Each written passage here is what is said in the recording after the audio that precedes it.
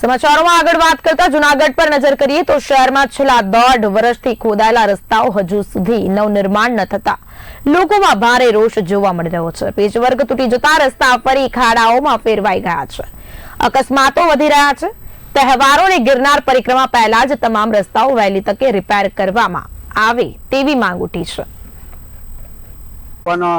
નિવૃત્ત ઓરસદ હું હાલમાં ભવનાથ મુકામે નોકરીએ જતો ત્યારે રોડમાં એટલા ખાડા પડી ગયા છે જેને કારણે હું પડી ગયો તો મારા હાથ અને પગમાં મૂંઢમાં લાગેલો અને મને 4 જણાએ ઊભો કરેલો।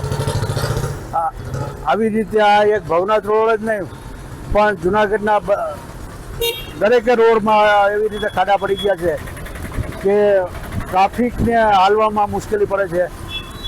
એટલે મારી સરકારની નમ્ર વિનંતી કે આ કામ આ પેવર મારફત ન કરવા હાથ મિચિંગથી વર્ષો પહેલાં કરતા હાથ મિચિંગથી જો કામ કરવામાં આવે તો મજબૂતાઈ વધે।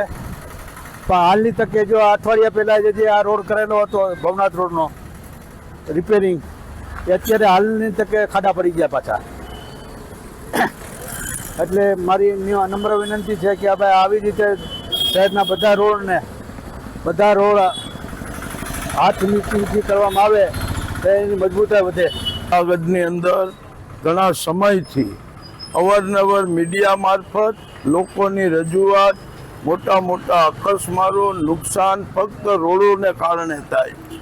રોડ જે બનાવવામાં જે આવે છે અને કોન્ટ્રાક્ટ આપવામાં આવે છે એ કોન્ટ્રાક્ટ ભાઈ ભત્રીજાવાદ અને ભ્રષ્ટાચારથી જ આપવામાં આવે છે અને જે ટેન્ડરમાં શરત હોય એ શરત મુજબ એક પણ રોડ બનાવવામાં આવતો નથી। તે જ બતાવે છે કે જૂનાગઢની જનતાના ટેક્સ ઉઘરાવીને જે પૈસા છે આ સત્તાધારી પક્ષ કેવી રીતે લૂંટાવી રહ્યા છે એનો પુરાવો હોય। આખા જૂનાગઢની જનતાને અનુભવ જ છે અને એવા માથાભારી માણસોને એમ કે કોન્ટ્રાક્ટ આપી દેવામાં આવે છે કે મીડિયાવાળા પણ એની રજૂઆત કરે તો એને પણ ધમકીઓ દઈને બંધ કરાવવામાં આવે છે અને જૂનાગઢનું આખું તંત્ર જે સત્તાધારી પક્ષના સપોર્ટથી માથાભારી લોકોને જે કોન્ટ્રાક્ટ આપી અને આખું જૂનાગઢના ટેક્સના પૈસા બરબાદ કરે।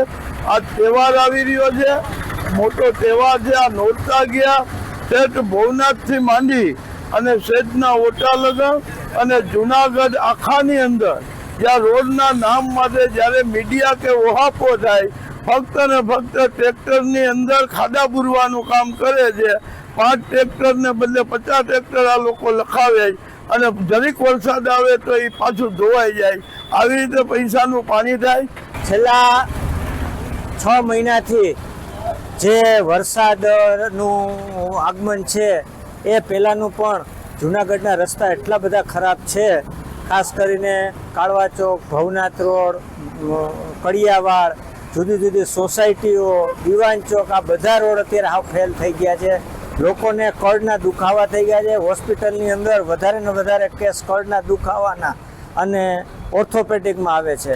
તો મારી કમિશનર સાહેબને વિનંતી છે કે આ તાત્કાલિક બધા હવે તો વરસાદ પણ વયો ગયો છે, ટૂંક સમયમાં હમણાં નોરતા પણ વયા ગયા છે, હવે દિવાળી અને પરિક્રમા આવશે ત્યારે લોકો આપણી જૂનાગઢની છાપ ખરાબ ન પડે એના માટે મારી કમિશનર સાહેબને વિનંતી છે કે વહેલામાં વહેલી તકે રોડ બને અને લોકોને સુવિધા મળે।